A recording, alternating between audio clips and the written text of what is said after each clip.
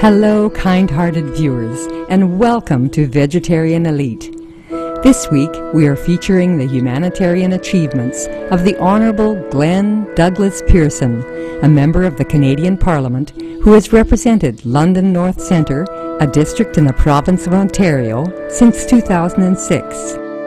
An esteemed philanthropist and a vegetarian, Mr. Pearson has devoted his life to helping those in need both at home and abroad. I think being a firefighter or a food bank director or working in Africa the way that I've had has helped me to not fit into those little boxes. That whatever it would take to be able to assist people wherever it is that you're doing it, your ability to be able to move outside of these little narrow channels or these silos, I think has helped me to get a number of things done. So it's allowed the Prime Minister and I, for instance, to work on certain things about Africa. It's allowed me to work with other parties on issues about poverty or things like that in Canada, or climate change, which I've felt is really important.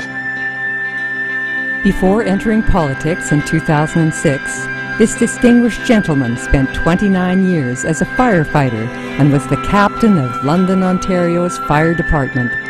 He founded the London Food Bank, which provides food to those in need in London and surrounding communities. For nearly 25 years, Glenn Pearson has served as the organization's executive director. Since 2008, the food bank has distributed more than 640,000 kilograms of food worth nearly $3 million US, all of which was donated by local residents and businesses. Now we're helping 3,500 people a month. When I first started the food bank 24 years ago, we were helping like 300 people a month, right? People donate food to food banks, and it's a wonderful thing. It's a wonderful thing to see communities respond and help.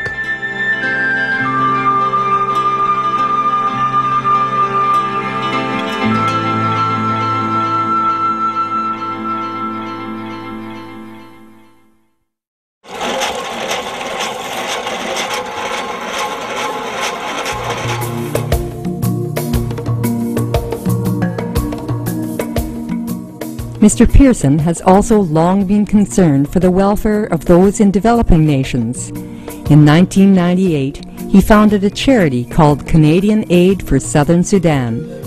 As the organization's name suggests, this group is helping the people of Southern Sudan rebuild their lives after many years of regional instability through such activities as rehabilitating child soldiers and promoting human rights.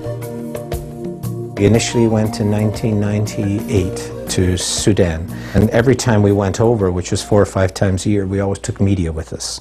So we took CNN, we took CBC, we took Maclean's Magazine, CTV and others, because we were trying to get them to tell the story. Eventually it became a very successful program. So we were asked by the Southern Sudanese Provisional Government if we would now begin the process of building schools and medical clinics. So starting in about 2003, we started to do that. And then in 2005, the Prime Minister at the time here in Canada asked my wife and I to go as a Canadian observers to the peace talks between North and South Sudan, which we did. Those peace talks eventually became successful. In 2001, Glenn Pearson and his wife, Jane Roy, adopted an orphaned Sudanese baby girl named Abuk. 5 years after that, the couple also adopted Abuk's long-lost siblings, her twin sister Akan and older brother Ader. This profoundly loving act won the hearts of the people of South Sudan.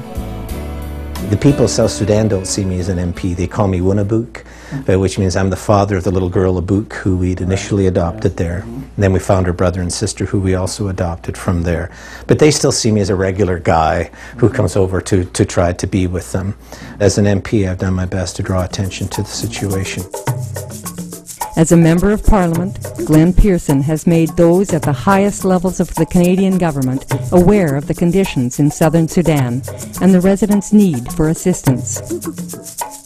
I had just got elected 3 days before I went to Darfur, and we saw 100,000 of these Darfuris come out of Darfur into South Sudan, into the region where we had worked for 10 years. And they were overrunning the system. And I suddenly realized they were coming and trying to find food or whatever it was, but we had no capacity to help them. We were no big group. But suddenly, everything was in jeopardy because of all these new people coming in. So my very first speech in the House was when I immediately came back. I had just been elected. Nobody really knew who I was. And I stood up and gave a speech directly to the Prime Minister, telling him what had happened and asking for $6 million to help these people. He ended up responding to that by giving us $3 million. And we were able to alleviate much of the concern that was there.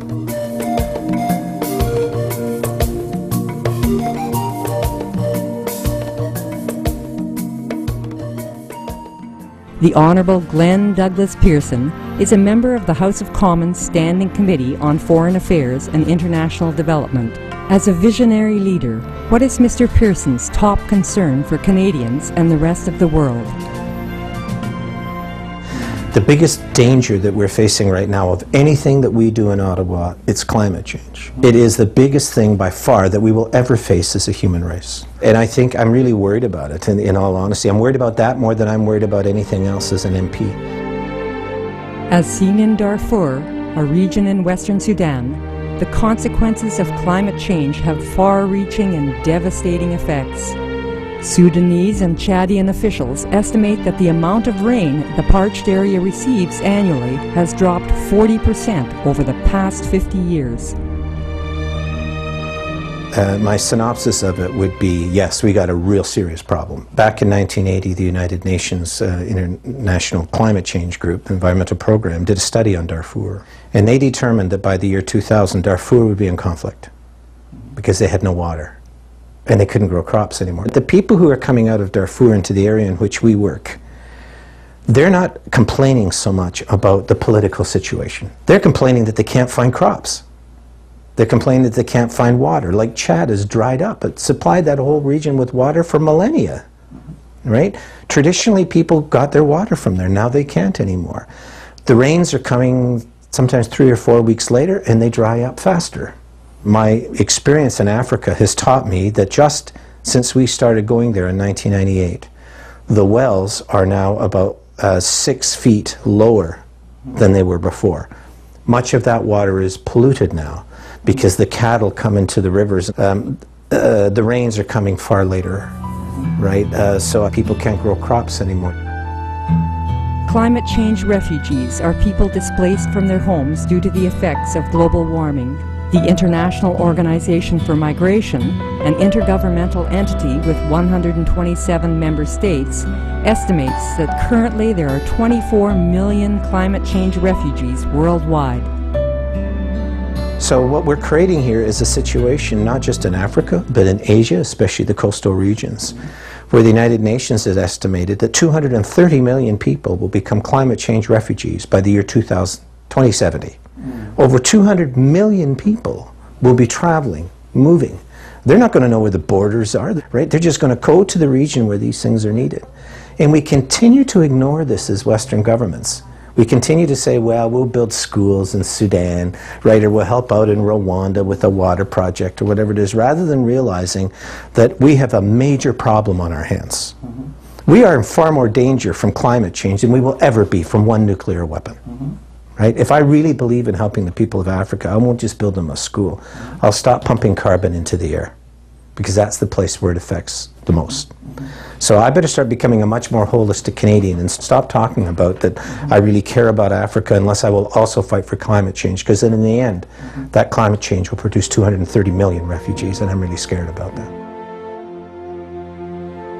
The cycle of producing and consuming animal products causes more than 51% of all human-caused global greenhouse gas emissions.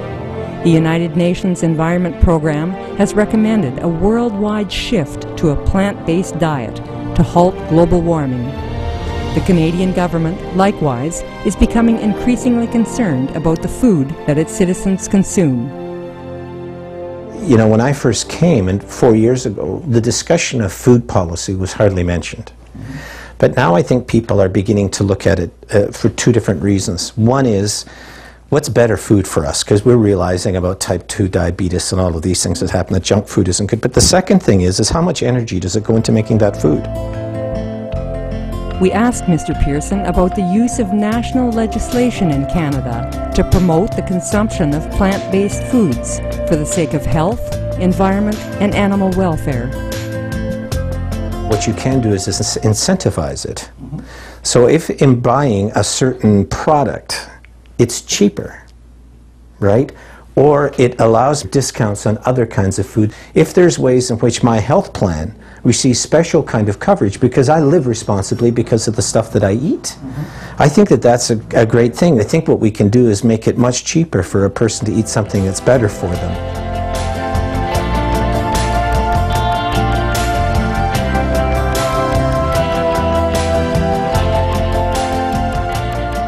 Mr. Pearson shares a parting thought about the condition of our planet and the need for humanity to come together. So I think, you know, if I have any effect as a politician, it's more that although I am a member of the Liberal Party, humanity is bigger than the Liberals. And if there are humans in need, or if there's a planet in need, no Liberal answer is going to do it. And no Conservative answer is going to do it. It's only all of us pulling together in the same direction that will make the difference.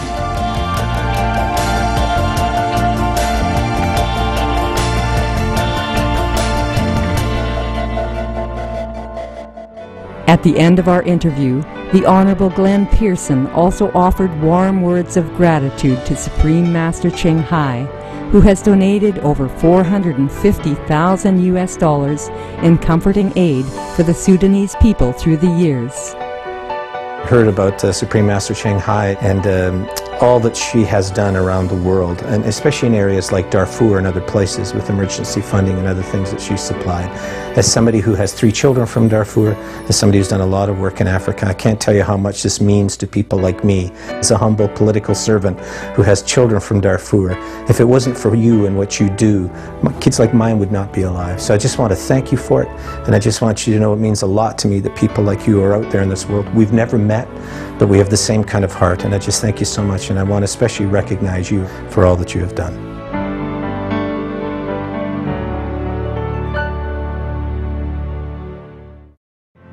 Many thanks to you, the Honorable Glenn Pearson, and all others who sincerely devote their lives to bettering our world.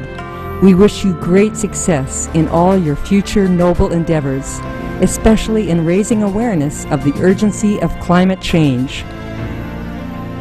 For more details on the Honorable Glenn Pearson, please visit www.glennpearson.ca. Conscientious viewers, we appreciate your company on today's Vegetarian Elite. Between Master and Disciples is up next on Supreme Master Television. May all beings be blessed by heaven with abundance and tranquility.